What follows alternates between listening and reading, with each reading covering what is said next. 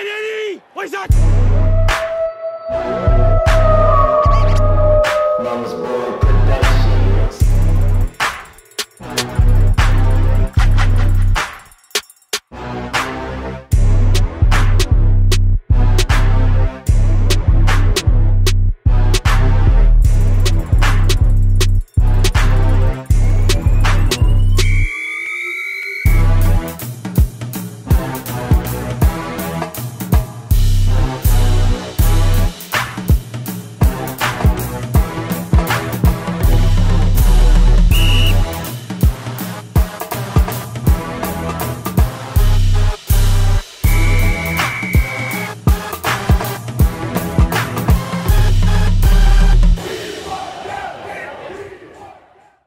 Alright, we back? Yeah, we back. Welcome back to Street Scores. It's your boy Rico giving y'all that June 20th edition of Redskins Report. Let's get it! Now, first, with MiniCamp starting since my last Redskins Report, there's been some noteworthy news flowing over Virginia. And that's including how Jordan Reed's footwork has made him an even more explosive in MiniCamp than his past self. Which is crazy because he's already one of Kirk Cousins' favorite targets throughout the field and the red zone. And he's already one of the premier tight ends in the league. So a better Jordan Reed has to be unfair for the rest of the league. That ain't even right.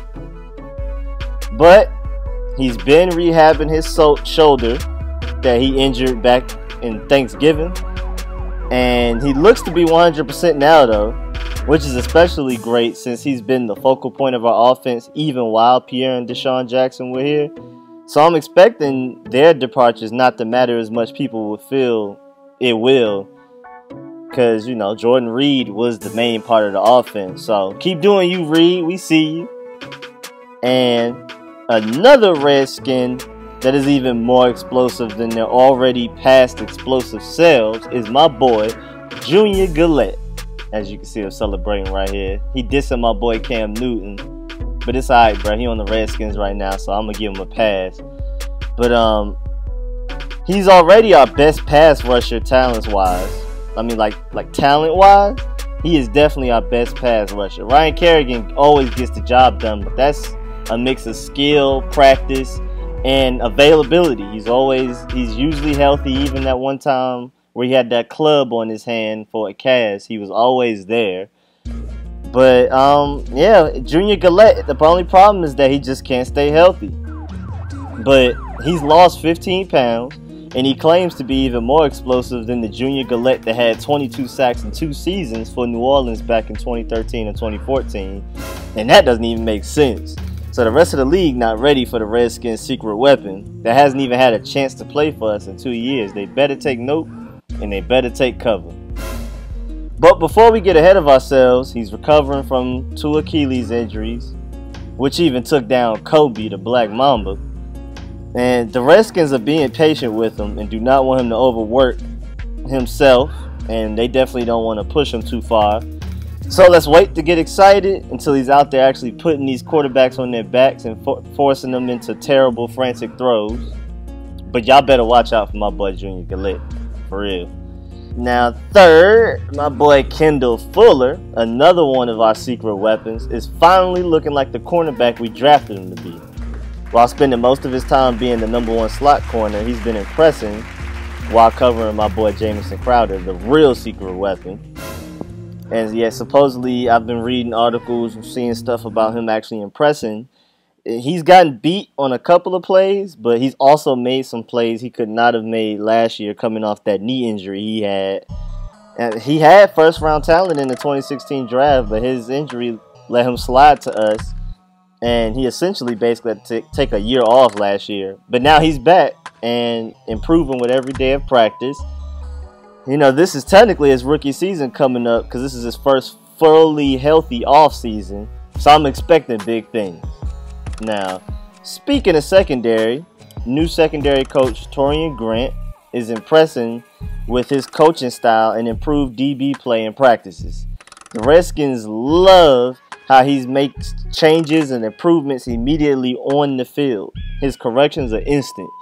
And the DBs have also had a knack for stripping the ball from receivers who have already caught the ball, which is safe to assume this is a mentality that Coach Grant has instilled in them recently since OTAs. So I'm loving the improvement. I like the hire of Torian Grant so far. We just got to see it in training camp, see it in preseason, and see it in the regular season. Then I'll be able to fully judge how well he's actually coaching up these DBs. Now, before I go deeper into mini camps in the future of the Redskins, I want to acknowledge how well Preston Smith and Vernon Davis performed in OTAs. And I'm hearing and reading that they both stood out in OTAs, so shouts out to them.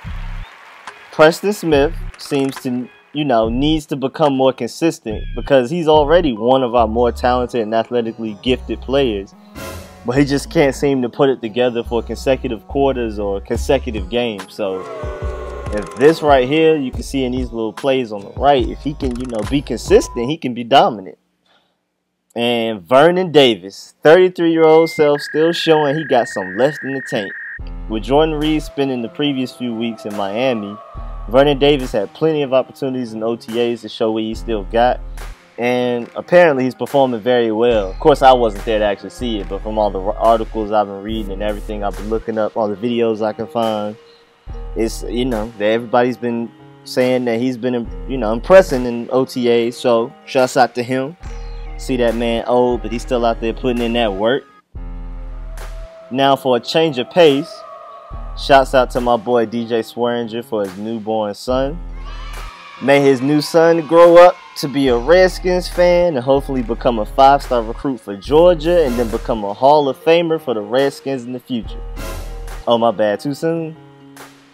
And now, Rob Kelly has been anointed the leader of the running backs, but Redskins plan to give the ball to the hot hand, essentially. So, which further backs up why I'm not drafting a Redskins running back in any of my fantasy leagues, unless it's like a neck-deep league, and I'm desperate, and I already have the inside scoop of who's getting the starting job ahead of that particular week. But football-wise, I love this decision. We have so many talented running backs, and everybody deserves their carries to show what they can do, and this will put less wear and tear on our backs also, allowing them to punish defense through a full 4 quarters and a full season, with mitigated fatigue and soreness. And I want this to be the 3-headed dragon that, puts some hurt on some of these defenses, while they too worried about the speed and finesse of our passing game. They're going to have Rob Kelly and Samaje and Chris Thompson putting the hurting on them. And while we on these running backs, y'all boy, Matt Jones, has shown up to mandatory minicamps. He had no choice unless he wanted to see that huge fat negative transaction in his bank account. But, at least he's been pretty impressive, I've heard, at the minicamps, making plays. So I'll keep y'all updated on the Matt Jones saga as we move forward. Now, moving on to another secret weapon, my boy Josh Doctson. Y'all have already seen, if y'all have seen my previous videos, y'all have seen that highlight at the top right plenty of times.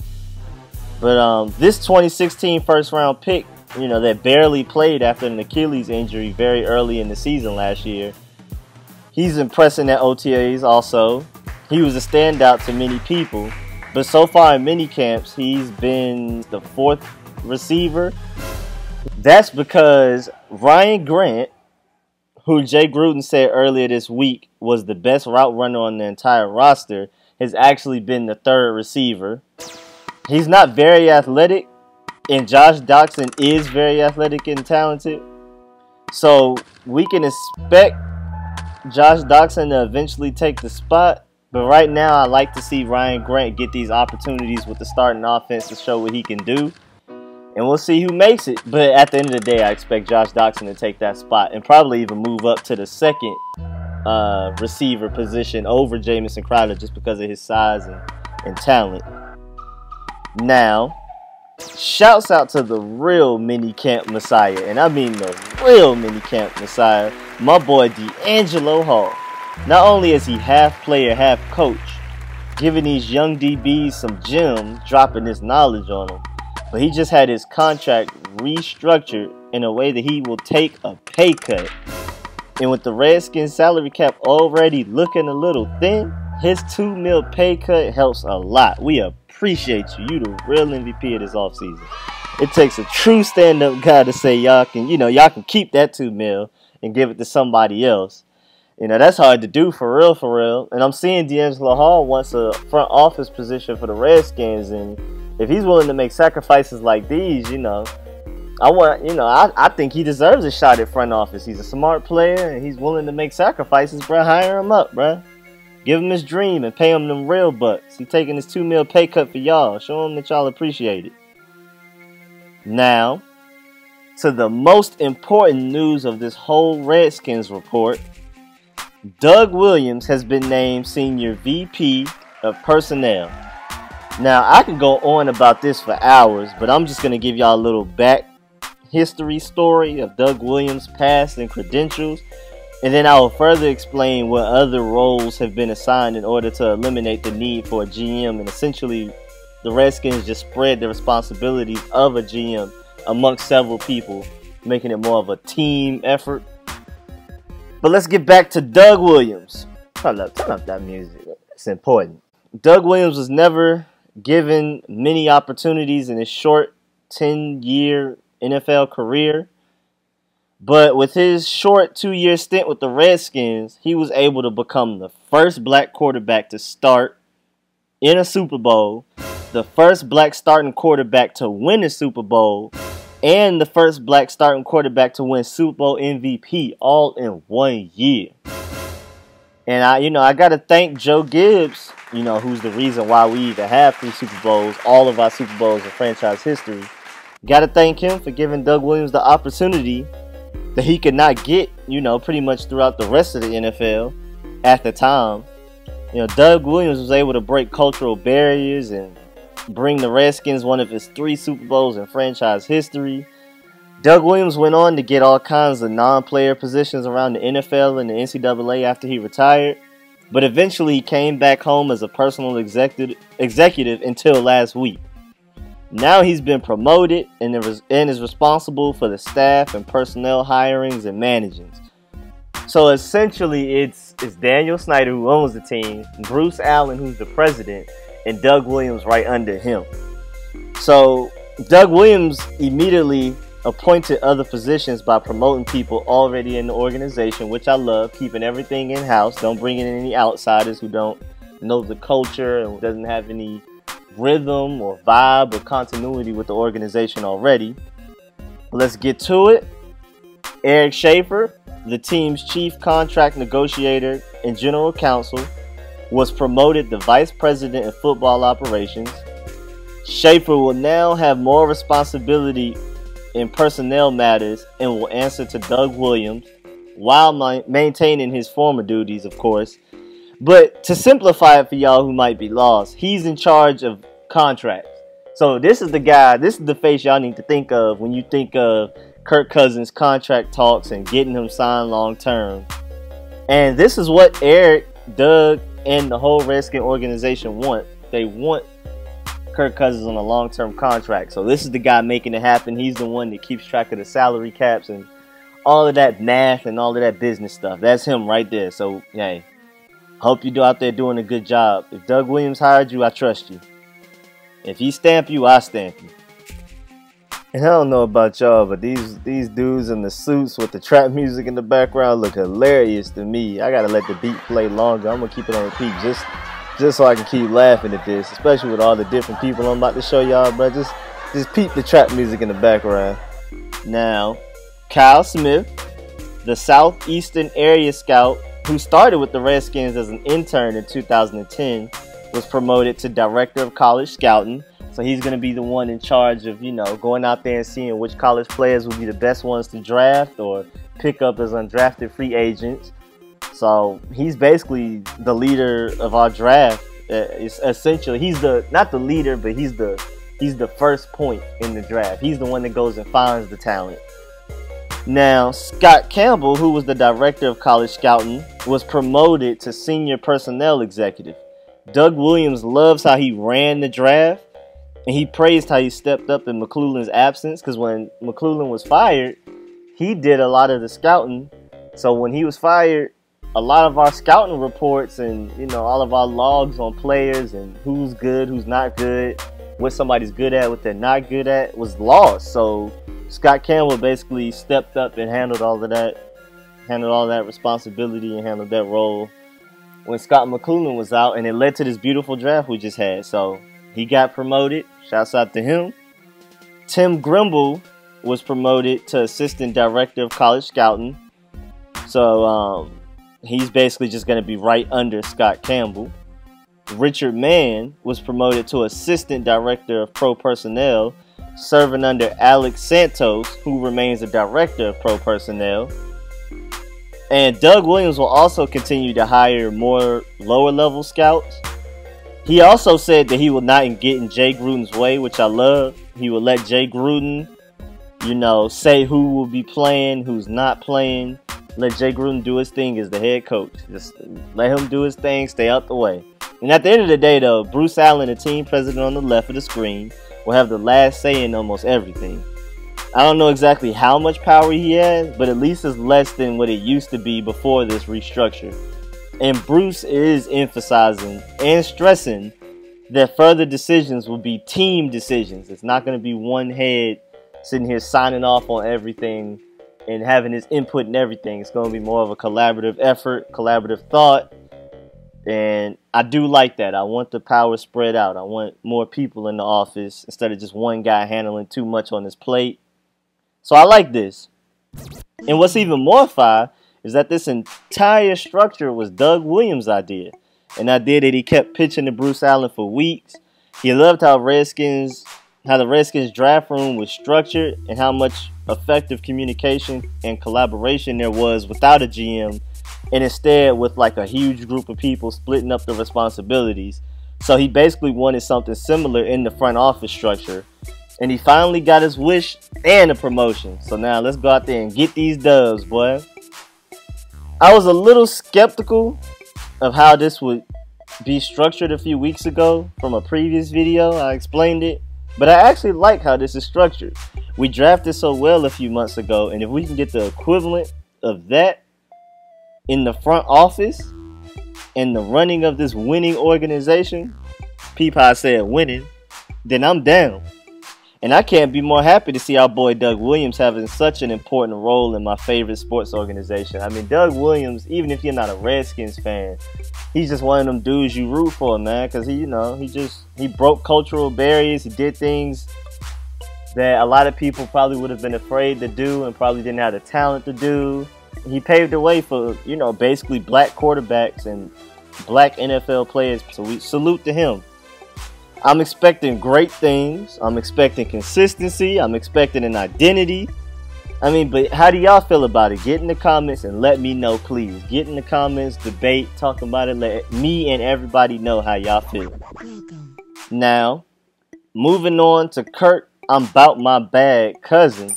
With the way everything is being set up, he can set an NFL record for an NFL salary and contract. He's nowhere near the best player in NFL history, of course. But it's the way the market works with these quarterbacks, and Kirk is definitely in the driver's seat. There's no rush for him to sign now. You know, for him, because he literally can stop negotiations now, stop even hearing what Eric Schaefer and the rest of the team has to say. And he'll still get a fat or even fatter contract just from waiting till he hits the open market after this coming season.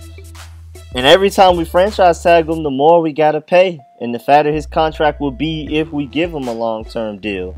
And he knows this. He knows we don't want to let him go and just look for another great quarterback. That's nowhere near as easy as it sounds. So the Redskins are basically stuck between overpaying Kirk Cousins or just being flat out trash for, you know, who knows how many years. So it's tragic now. We in between a rock and a hard place, but if it's my vote, I say sign that man, Kirk Cousins. Go ahead and give him that money, man. We'll figure it out from there. You know, you already got DeAngelo taking a $2 million pay cut. Just make it work, y'all. Make it happen. But At least the deadline for signing franchise tag players has been extended 2 days to July 17th. It was originally July 15th, but the sloppy neck NFL just noticed that it was on a Saturday and decided to extend it on Monday.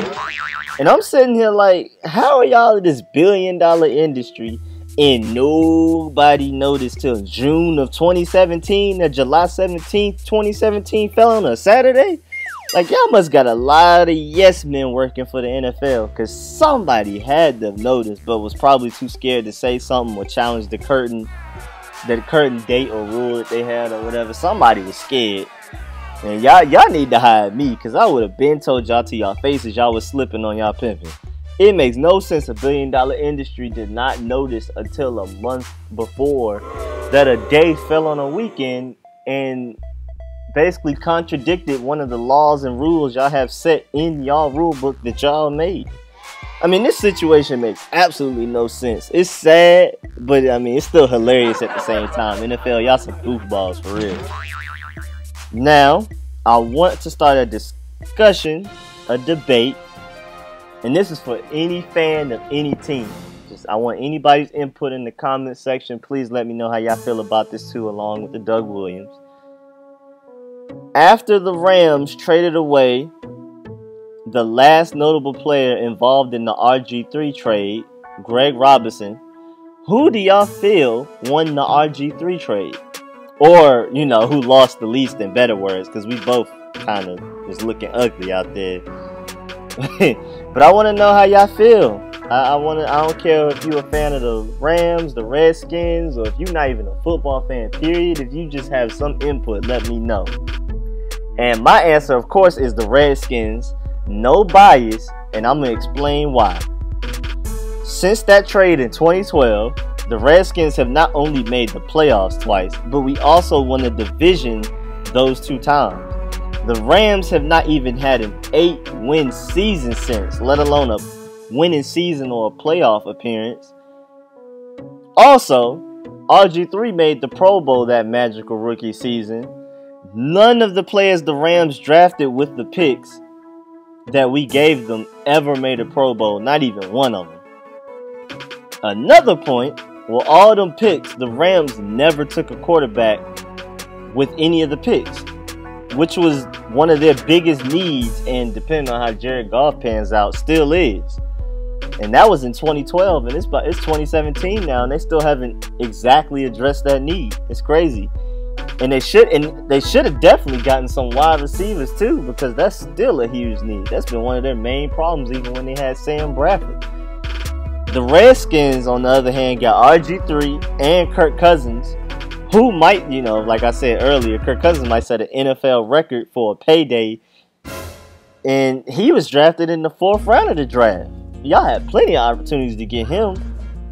And both Kirk Cousins and RG3 got a division title each since that 2012 draft. And lastly, the magical season RG3 and Alfred Morris gave us their rookie season was irreplaceable. I don't care what nobody says. That was the most electrifying football by far since Mike Vick in his prime in Atlanta. I mean, we were the league's scariest offense. Defenses did not know what to do. I mean, they were scrambling. They were looking stupid with the read option. They had no idea how to defend it. I mean, we were just having plays where Alfred Morris and RG3 weren't even touched because the defense didn't even know how to react. I mean, it was too easy for us that year. That was one of the best offenses just of ever, in my opinion. And RG3 was out there throwing perfect fade routes to the end zone one week, and then he'll rush for an 80-yard touchdown the next week. We even beat the Super Bowl winning Ravens in Baltimore in their own stadium that season. That was the game RG3 got injured though and was never the same. But Kirk Cousins came in and gave us a peek of what we have now, because he came in and finished the game out. I think we won in overtime or something.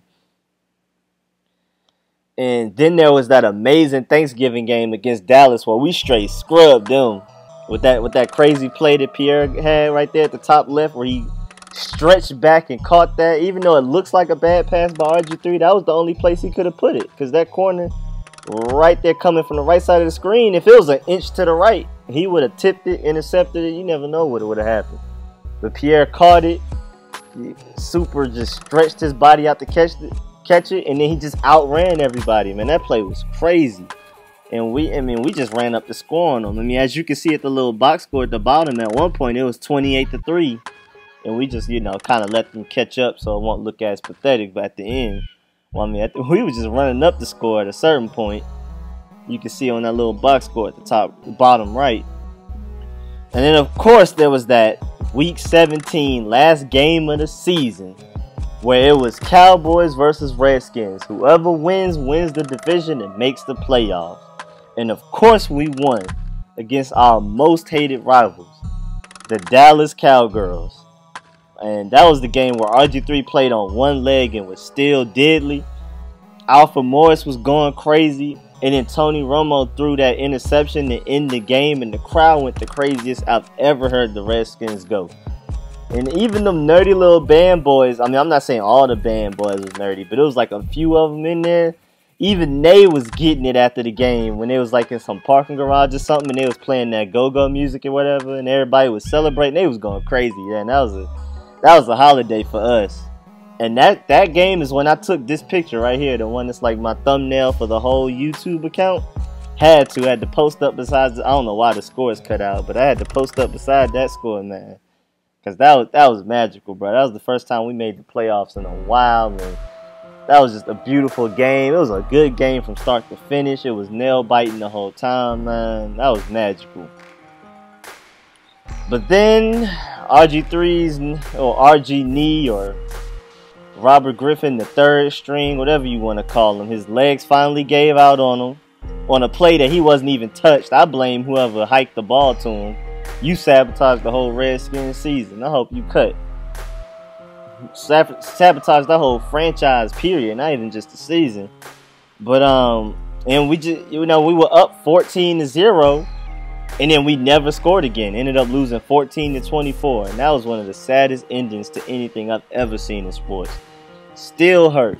But the thrill ride was crazy. I wouldn't trade it for anything else. I'm proud to say I was there for that season. Because I've never seen a season like that. I would honestly trade that for a Super Bowl. Because that was just the most up and down season ever. I mean, we went into our bye week 3-6, and the team, and we were already bad the previous few seasons. This was like 3-6 was actually almost an upgrade kind of from how we were playing, but it was still really bad, of course. And then coming out the bye week, we just suddenly woke up and just became the best team in the league for the remaining games, going undefeated, finishing 10-6. And that was probably the best 10-win team of all time. I mean, that was crazy. I mean, there was no defense that could stop us.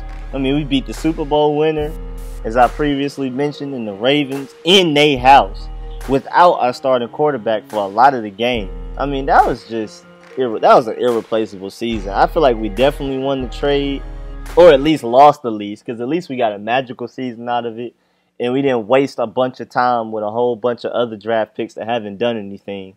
Give me and the others y'all opinion on that. On this whole topic with RG3, Doug Williams, everything. Give me y'all opinion on all of that. Let y'all voice be heard. Debate back and forth in the comments with others. I'll be in them comments. I'm always in them comments. I stay in them comments. I always have an opinion. That's just who I am. Let y'all voice be heard, man. It's y'all platform to debate about whatever y'all want to. But, I want to hear some feedback about the RG3 trade and the Doug Williams hiring, and how we restructured the entire front office. And once again, thanks for the view and the support, y'all. I was gone to Maryland since Friday, so I couldn't make this video like I wanted to as soon as I wanted to. My plane even got delayed Monday night too. I was supposed to fly out at 9:25 p.m. Ended up not getting on the plane till like 1 a.m. And as soon as I got home, I put in work on this video, no excuses. Didn't want to wait too long to put out another Redskins report, so I apologize for this Redskins report coming out a whole week and a few days since the last one. Tried to give y'all a little bit of a draft video to watch in between, even though I know those videos are not going to do crazy numbers. But, I love drafting. I love the process of the draft and setting up my teams during the season.